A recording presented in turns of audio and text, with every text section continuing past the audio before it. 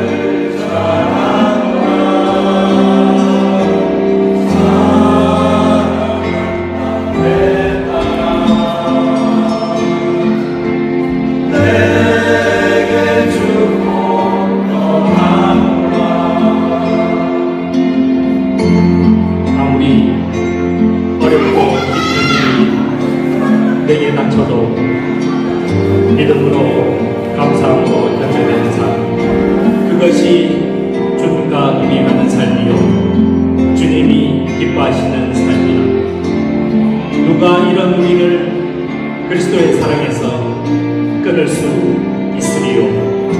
아멘.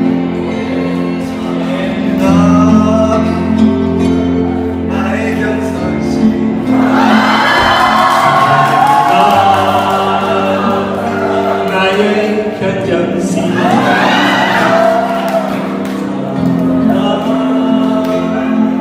나의 정화시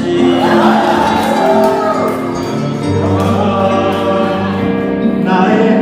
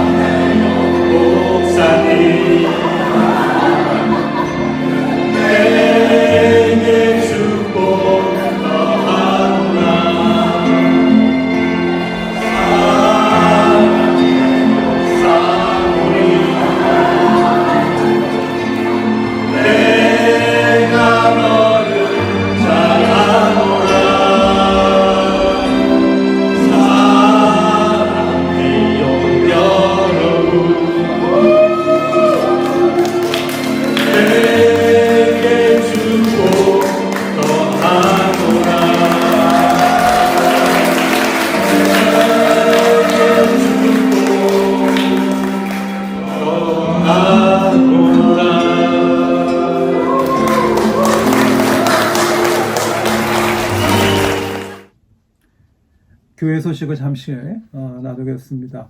다음 주일 대표 기도는 이현정 집사님께서, 성경 봉독은 유효경 성도님께서 담당해 주시겠습니다. 그리고 오늘 저녁 7시에 속장님과 부속장님 줌으로 모임을 갖습니다. 여러분들 한 분도 빠지지 마시고 함께 참여해 주시면 감사하겠습니다. 저희가 교회에서 모이지 못하지만 저희가 인터넷을 통해서 모임을 갖고 있습니다. 청년들은 오늘 오후 2시에 오후 2시에 미팅이 있고요. 내일은 저녁 8시에 커피 브레이크 모임을 갖고 있습니다. 학생부는 금요일날 저녁 7시에 줌을 통해서 함께 예배를 드리고 있고요. 또 성장반은 매주 토요일날 아침 9시부터 한 11시 혹은 11시 반까지 지금 수업을 진행 중에 있습니다. 우리가 언제 교회에서 다시 뵐지는 정확한 날짜는 알 수 없지만 이제 머지 않은 것 같습니다. 여러분들 기도하시면서 또 건강 유의하시고, 그래서 다음에 뵐 때 건강한 모습을 뵐 수 있기를 기대하겠습니다. 그리고 속회별로 안부도 여쭈시고 또 인터넷으로 영상으로도 뵐 수 있으면 모임을 가지면 좋겠습니다. 그래서 적극적으로 그래도 연락하시고 모임을 갖는 것을 추천합니다. 오늘 읽어주신 본문에 있는 말씀을 가지고, 누가복음 7장에 있는 말씀을 가지고 피드백이 달라지면 인생이 바뀝니다 라는 제목으로 잠시 말씀을 나누겠습니다. 작년에 제가 어느 의사 한 분을 만난 적이 있습니다. 이분은 기독교인이 아닙니다. 그런데 이분이 저한테 제가 목사인 줄 알고 질문한 게 있었습니다. 어떤 질문이었냐면 예수님의 생애를 다룬 성경책에 복음서가 있다고 하는데 왜 복음서가 하나가 아니고 4개나 됩니까? 도대체 그 이유가 뭐죠? 복음서 하나면 예수님의 이렇게 일생에 대해서, 생애에 대해서 아주 심플하게, 단순하게 이렇게 보고 이해가 갈 수 있을 것 같은데 4개씩이나 되니까 복잡하다는 거죠. 여러분, 이 질문에 대해서 어떤 답변을 하실 수 있을 것 같아요? 각 복음서마다 답변이 다르죠. 그 보는 관점이 다릅니다. 예를 들어서 마태복음은요, 예수님을 믿어야 되는데, 메시아를 믿어야 되는데 유대인들, 히브리인들을 대상으로 쓴 성경이 마태복음이에요. 그러니까 관점이 달라요. 그러면 마가복음은요, 누가 독자가 돼서 읽으면 좋겠다 해서 성경에 기록한 건데, 바로 로마 사람들이, 로마인들이 예수님을 메시아로 믿을 것을 기대하면서 기록한 것이 바로 마가복음입니다. 누가복음은요, 헬라 사람들, 그리스 사람들이 예수님을 메시아로 믿어야 되겠다 해서 기록한 것이 바로 누가복음이고요. 요한복음은 그리스도인들이요. 예수님을 믿으면 좋겠다라고 해서 그 취지로 기록된 게 바로 요한복음이라는 거예요. 그러니까 복음서마다 다 달라요. 관점이 다른 거죠. 예수님을 어떤 각도에서 봤느냐에 따라서 마태복음, 마가복음, 누가복음, 요한복음이 다른 거예요. 근데 다른데 복음서가 하나라고 한다면 그냥 심플하게 단순하게 그걸 보면 끝나겠는데 네 가지의 복음서가 있다 보니까 관점이 다 다르게 기록되어 있잖아요. 그러니까 예수님에 대해서 우리가 풍성하게 보고 배울 수 있는 그런 유익이 있다는 겁니다. 제가 이 말씀을 드린 이유는요. 복음서는 다 관점이 달라요. 포인트가 다 다르더라고요. 오늘 읽어주신 이 말씀도 관점이 사람마다 다 달라요. 오늘 말씀은 예수님께서 가버나움에 들어가셨을 때 일어난 일입니다. 로마 군들 그 체제 가운데 100명의 군사를 거느린 그런 사람을 우리 백부장이라고 부르거든요. 근데 이 백부장의 종이요. 사랑하는 종이라고 그러는데 이 종이 죽게 되었다고 합니다. 병이 났나 봐요. 그래서 이 병이 난 사랑하는 종을 살리고자 예수님에게 도움을 요청하는 겁니다. 누가요? 백부장이요. 그래서 이 오늘 본문에 있는 말씀 1절부터 10절까지 등장하는 인물들 보면 예수님이 계시겠고요. 또 백부장이 있고요. 또 백부장의 요청으로 가서 말씀을 대신 전해줬던 유대인들의 장로 몇 사람이라고 그러죠. 유대인들의 장로는요, 그래도 유대인들이 지지하고 그리고 신뢰하는 덕이 있고 나이가 좀 지긋이 드신 그런 어르신을 말합니다. 그리고요, 또 예수님이 집에 오신다고 그러니까 나는 예수님이 오시는 걸 감당하지 못하겠습니다 하면서 오시지 말라고 소식을 전했던 친구들이 또 있었고요. 그러면서 오늘 말씀에 보면 드디어 예수님이 필요해서 내 종의 병을 고쳐주시려면 예수님의 도움이 필요합니다. 그 얘기를 전하기 위해서 백부장이요. 유대인 몇 사람에게 부탁을 했죠. 예수님에게 이렇게 부탁 좀 해서 좀 모시고 오라고. 그런데 그 장소는 성경에는 기록이 되어 있지 않습니다. 그럼 예수님하고 이 유대인의 몇 장로들이 어디서 만났을까요? 길거리에서 만났다고 한다면 예수님이 지나가시던 길에 거기에 오시는 줄 알고 거기서 이제 길에서 만났다고 한다면 그 주변에서 이런 유대인 몇 사람과 예수님과 그 제자들, 예수님의 제자들이 같이 어울려서 모여가지고 이러쿵 저러쿵 얘기하는 얘기들을 보면 그 주변에 지나가던 사람들은 어떤 관심을 가졌을까요? 무슨 사고라도 났나? 무슨 사연이 있을까? 사는 얘기들을 어떤 이렇게 그룹이 모여가지고 이러쿵 저러쿵 얘기하는 걸 보면서 무슨 잡담을 하나? 이런 관점으로 아마 이 현장을 주목했을 것 같아요. 그런데 백부장의 그 부탁을 받고 예수님을 만나던 유대인의 몇 장로들은요, 뭐에 대해서 이렇게 오늘 말씀을 보면 주목하던가요? 백부장이라고 하는 사람에 대해서 굉장히 집중하고 있습니다. 왜요? 이 백부장은 우리 유대인들에게 호의를 베풀어준 사람. 성경에 보니까 이렇게 되어 있더라고요. 우리 민족을, 유대인들을 사랑했고 또 우리 민족들이 자주 사용하는 공간인데 회당을 우리에게 지어준 사람입니다. 그러니까 이 사람은 우리에게 정말로 은혜를 베푼 사람이기 때문에 참 대단한 사람이죠.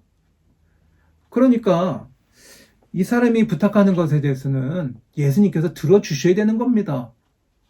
종을 좀 고쳐달라고 하는 이 부탁을 딴 사람은 몰라도 고쳐주셔야 되는 거예요. 나는요, 우리 장로들은 이 사람을 정말 끔찍하게 여기거든요. 이 사람은 참 실력자고 능력 있고 대단한 사람입니다. 그래서 이 유대인의 장로들은 뭐에 대해서 관심을 표명하냐면 내가 이 백부장을 알고 있다고 하는 것. 이 사람은 정말로 우리에게 유익한 사람이라고 하는 것에 대해서 거기에 초점을 맞추고 관점을 거기에 가지고 있었어요.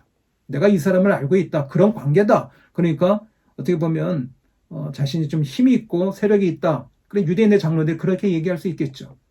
그런데 오늘 말씀을 보니까 예수님이 이 백부장을 바라보는 관점이 달랐어요. 피드백이 달랐다고요.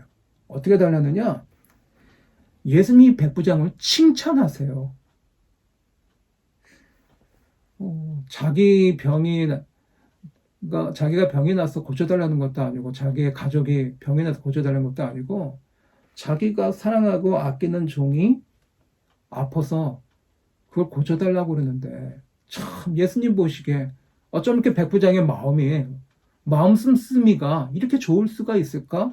이런 생각을 하셨을 것 같아요. 그런데 더 좋은 건 뭐냐면, 이 백부장이요, 예수님이 자신의 집에 이제 자신의 종을 고쳐주시라고 오시는데, 이 백부장이 뭐라 그럽니까? 아유, 예수님 바쁘실 텐데 뭐 저희 집까지 오십니까? 오실 필요 없고요. 예수님이 오시는 건 내가 감당하지 못하겠어요. 그러니 말씀만 하셔도 내 종의 병이 고쳐질 것 같아요. 말씀만 해주세요. 여러분, 아프면 사람들을 그 모습을 보고 맥도 짚어보고, 그리고 머리에다가 손을 얹어서 열이 있는지 이런 것을 확인을 하잖아요. 얼마나 아픈지 이렇게 진단하기도 하고 진찰하기도 하잖아요. 그런데 그렇게까지 오실 필요가 없고 그냥 말씀만 해주셔도 낫겠다고 하고 그렇게 얘기하는 겁니다. 그러면서 예수님은요, 야, 이 사람 봐라. 말만 해도 나을 것이라고 믿는 것을 보시면서 뭐라고 칭찬하시냐면, 이 백부장의 믿음에 대해서 최고의 믿음을 가졌다고, 넘버원이라고 말씀해 주시는 거예요. 성경에 보니까 이스라엘 중에서 이만한 믿음은 내가 아직까지 만나보지 못하였노라고 칭찬을 해 주셨어요. 피드백이라는 게 뭐죠? 어떤 일이 일어났을 때 그것에 대해서 평가하는 거잖아요. 어떤 느낌을 갖는 거잖아요.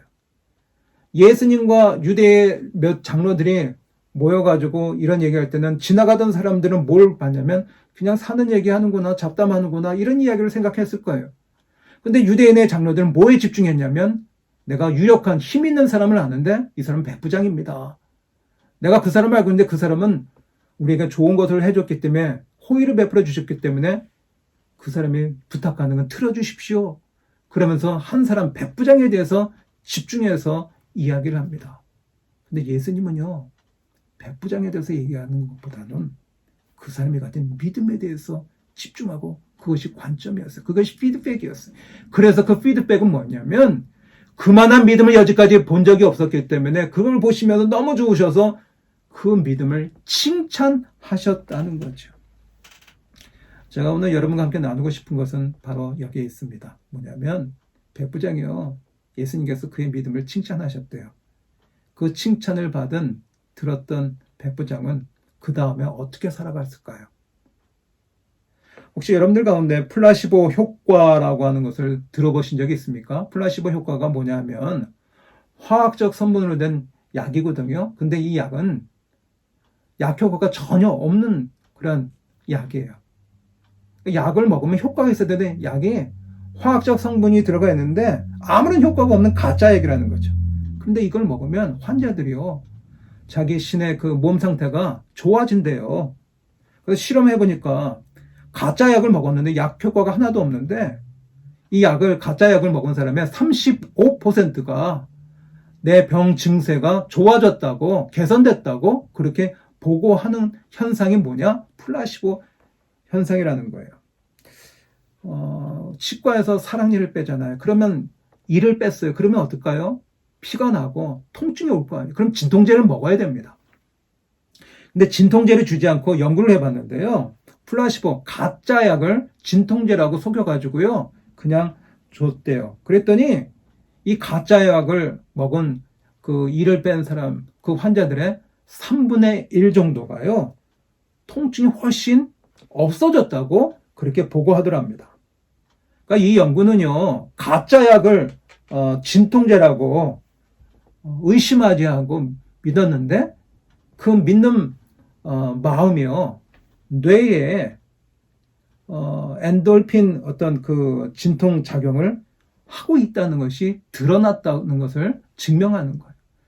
좋은 약을 먹은 게 아니고 가짜 약이거든요. 진통제가 아니거든요. 전혀 진통제 역할을 하지 않아요. 그런데 약을 먹었는데 그 마음에 이건 진통제가 틀림이 없어서 굳건하게 믿었는데 그 마음에서 작용이 일어나는 거예요. 어떤 역할이 일어나는 거예요. 어떻게 해요? 뇌에다가 진통제 먹은 역할이 나타나도록 그렇게 영향력을 끼쳤다는 거죠. 플라시보 효과라고 하는 게 이렇게 설명할 수도 있어요. 아주 좋은 약이 있거든요. 정말 약 효과 100%잘 드는 약이 있어요. 그런데 이 약을 먹는 사람이요, 이 약을 의심하는 거예요. 그럼 의심하게 되면 아무리 약 효과가 좋은 약도요, 70%밖에 효과가 나타나지 않는데요. 반대로 약이 좋은 약인데 그 약을 환자가 먹었어요. 그런데 그 약이 좋은 약이라는 얘기를 듣고 아주 절대적으로 믿었어요. 그러면 약 효과가 100% 효과가 나는 게 아니라 130% 효과가 나타난다는 거예요. 믿지 않으면 100% 약이 70% 효과가 난다고 했잖아요. 근데 절대로 믿고 그 약을 먹으면 100% 효과가 아니라 130% 효과가 난다고 했잖아요. 70%하고 130%는 거의 배가 나거든요. 이게 무슨 차이죠? 마음으로 믿느냐 안 믿느냐의 차이가 엄청난 결과가 나온다는 거예요. 그러니까 마음의 힘이요, 얼마나 대단한지 우리 플라시보 효과를 통해서 알 수 있는 거죠. 자, 조금 전으로 돌아갔어요. 예수님께서 이 백부장에게 믿음을 가지고 칭찬하셨거든요. 그 예수님의 칭찬을 들었던 이 백부장은 그 다음에 삶은 어떤 모습으로 펼쳐졌을까요? 성경엔 그것은 나오지 않습니다. 제 경험에 비춰보면 누구한테 칭찬받으면 그 칭찬은 오래 가더라고요. 그리고 내 인생을 바꿀 만한 칭찬도 우리가 만날 수도 있거든요. 그러니까 이 백부장은요, 이스라엘 중에서 거긴 유대인도 있고요, 믿음 좋은 사람들 많잖아요. 거긴 제자들도 있었을 거 아니에요.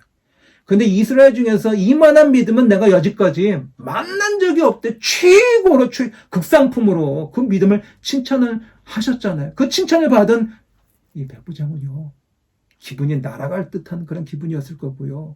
어렵고 힘들 때 예수님께서 칭찬해 주신 것만 생각해도요, 가슴에 뭉클하고 감동이 오고요. 그리고 굉장히 힘이 났을 것 같아요.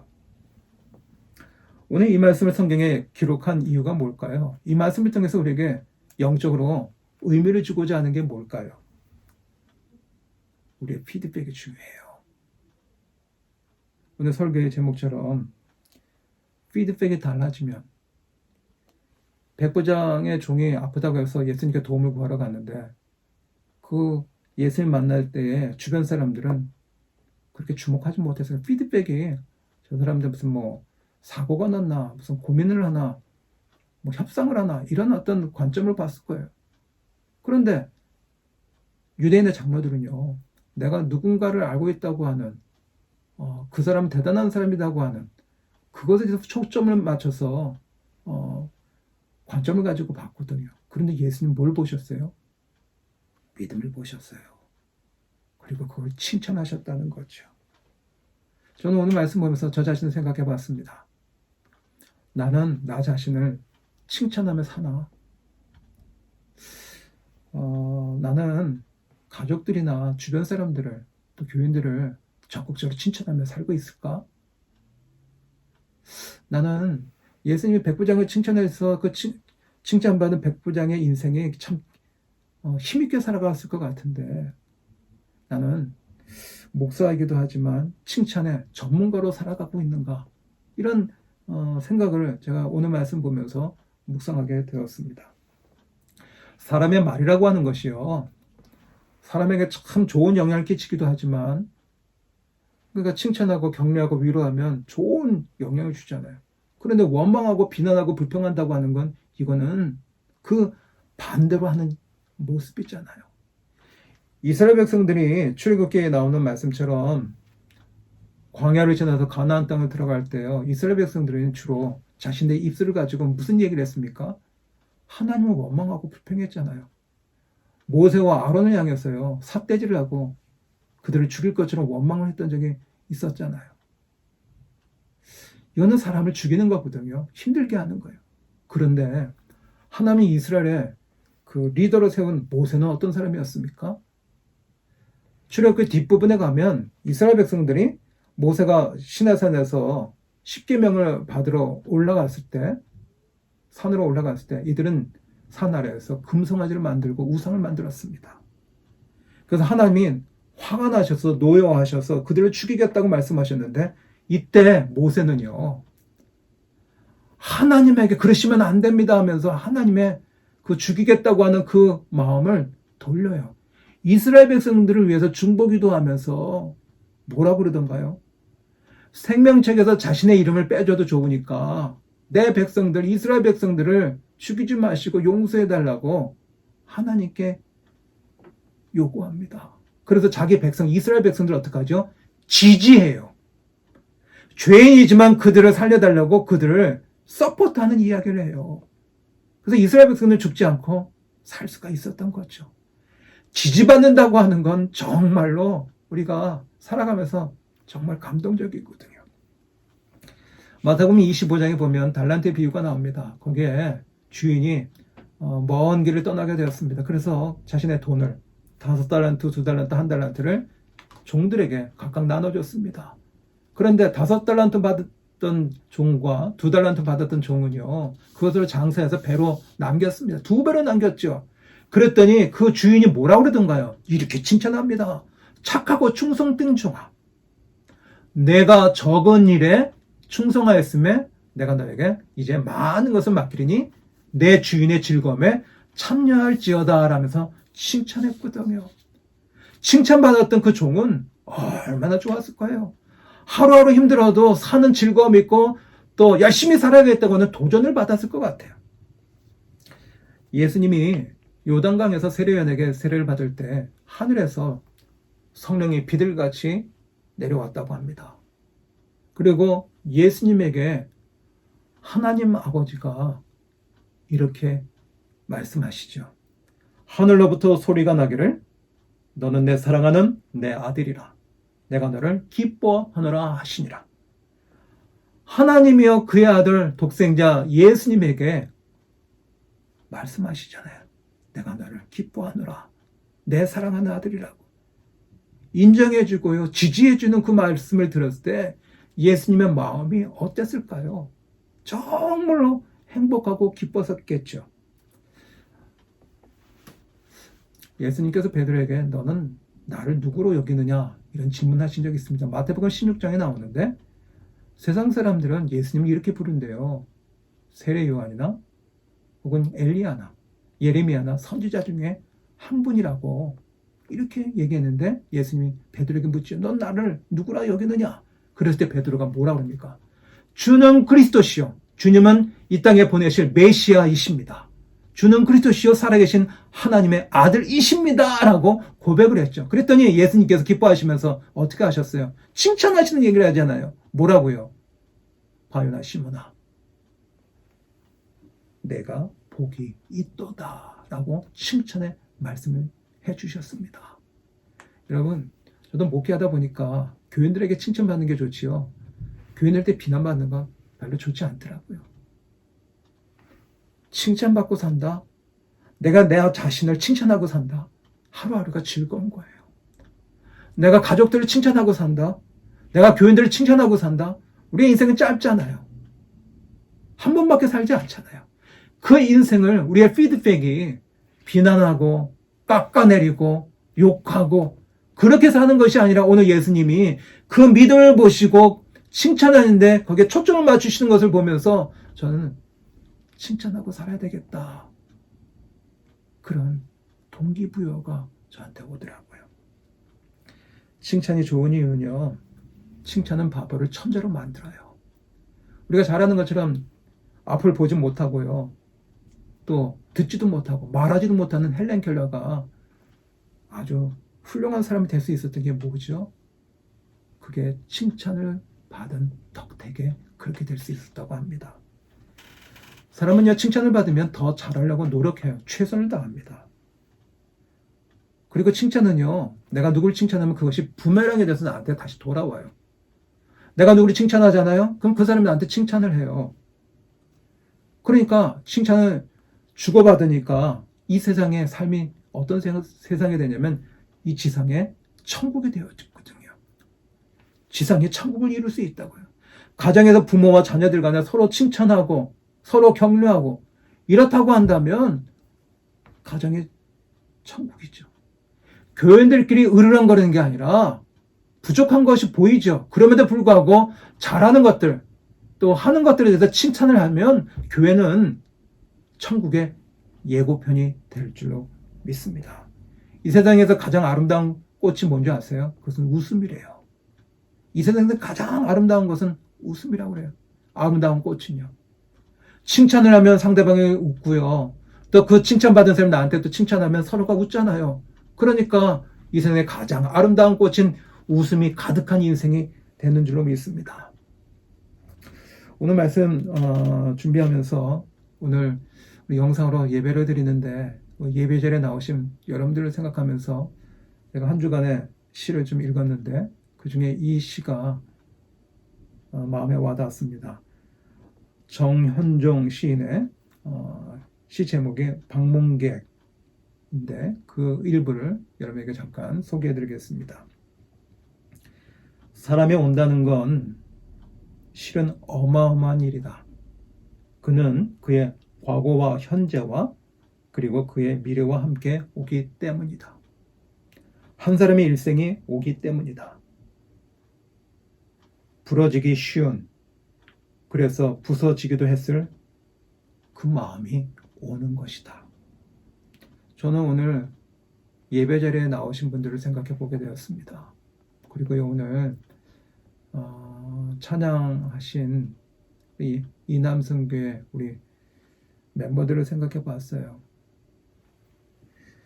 저는 이남성교회 그 찬양제 있을 때 그 찬양을 제가 편집하면서 그 찬양을 이렇게 들었거든요. 나이로 보면 40대, 50대 중장년층이잖아요. 이분들이 위로는 부모님이 계실 거고 밑으로는 자녀들이 있겠고 중간에 껴있는 세대잖아요. 그리고 집안에서는 또 가장 역할도 해야 되고 또 경제를 책임져야 되고 그러니까 집안에서 가장으로 이끌어가면서 또 자녀들 또 위로는 부모님을 이렇게 챙기면서 열심히 살아가는 그런 우리 기둥 같은 분들이잖아요. 이분들의 마음을 제가 생각해 봤어요. 오늘 예배 자리에 나와서 함께 예배를 드리는데 그냥 오는 게 아니라 그들이 마음을 갖고 와요. 예배 자리에 나올 때 어떤 마음일까요? 그들의 전 인생을 다 갖고 나오는 거예요. 그런데 이런 생각이 들었어요. 오늘 예배 자리에 나와서 여러분 잘 오셨습니다. 오늘 예수님께서 백부장을 칭찬하셨던 것처럼 여러분들을 칭찬하십니다. 잘 오셨어요.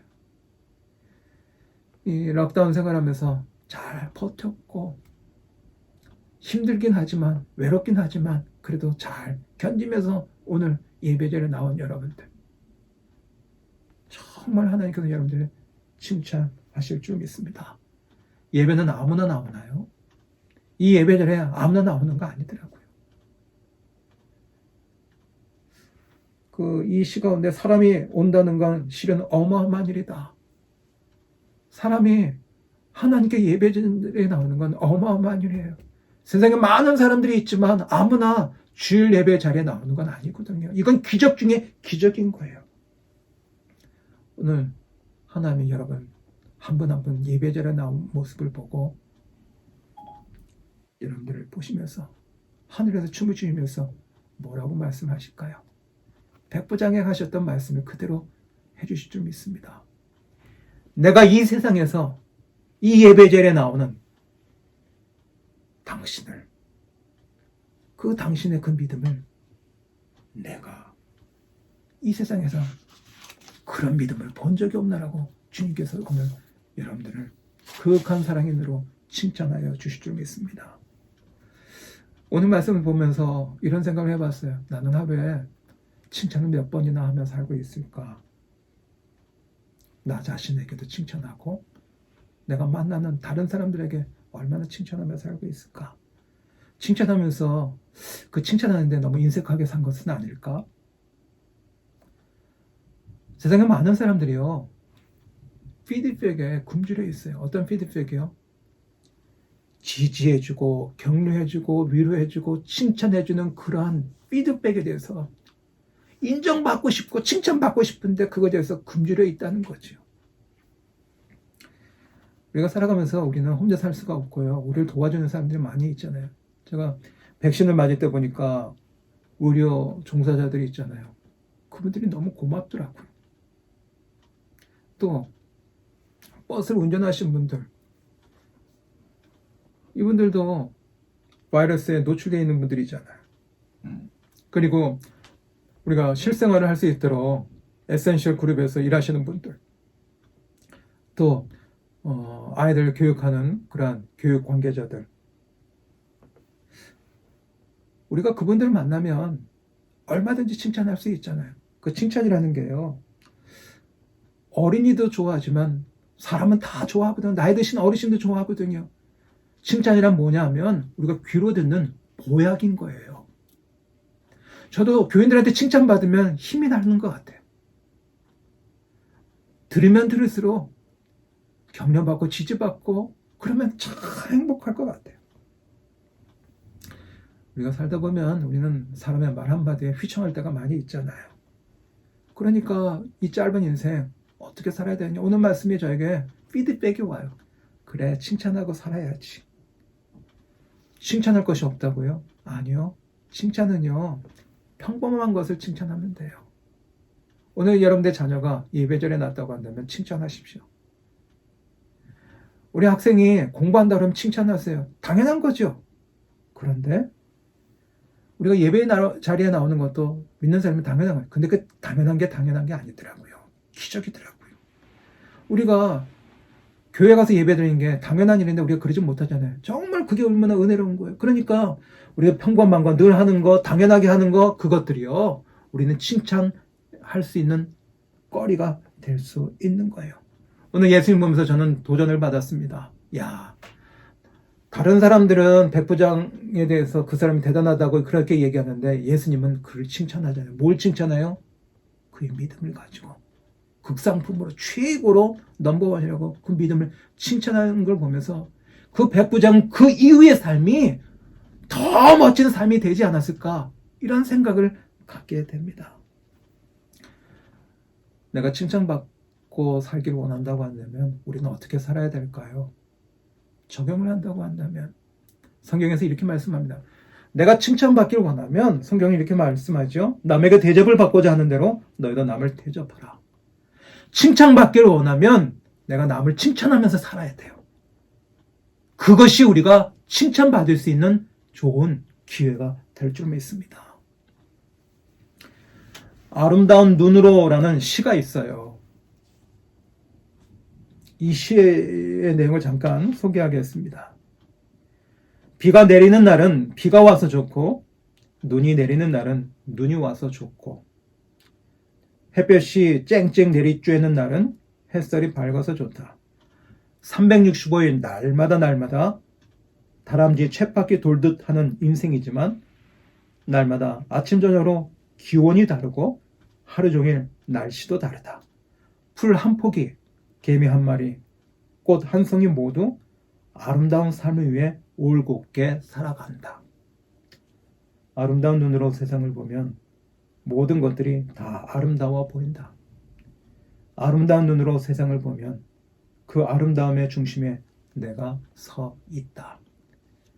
오늘 예수님께서 백부장에게 아름다운 눈으로 바라보시고 세상의 한복판에 계십니다. 그것은 칭찬이었어요.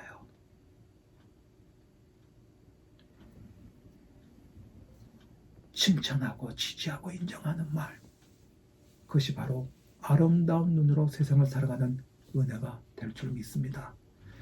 사랑하는 우리 오클랜드 감리교회 성도 여러분, 이번 한 주간 동안 예수님이 하셨던 것처럼 아름다운 사랑의 눈으로 칭찬하고 사람들을 지지하고 사람들을 격려하는 말로 한 주간의 피드백을 서로 나누면서 서로의 인생이 달라지기를 간절히 도전하는 한 주간이 될 수 있기를 예수 그리스도의 이름으로 축복합니다.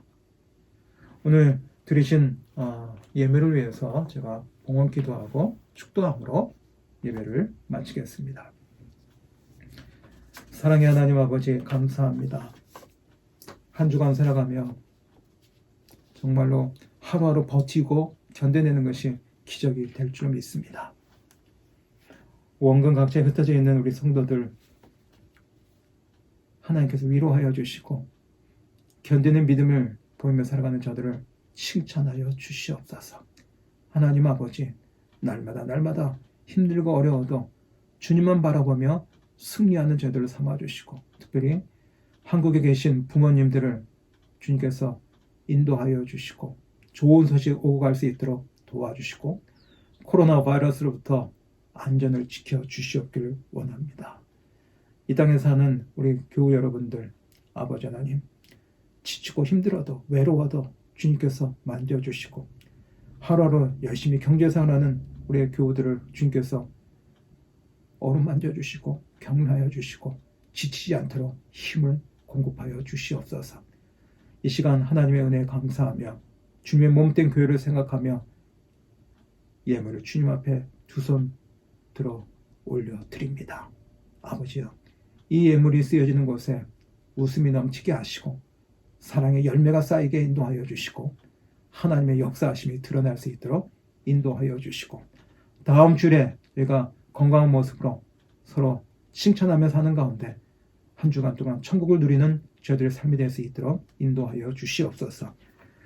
성부, 성자, 성령, 삼위일체 하나님의 인도하심이 이 시간 예배를 드리며 함께 주님을 찬양하는 주님의 귀한 자녀들 한 사람 한 사람 머리 위에 이제로부터 영원까지 함께하여 주시옵기를 간절히 축원하옵나이다.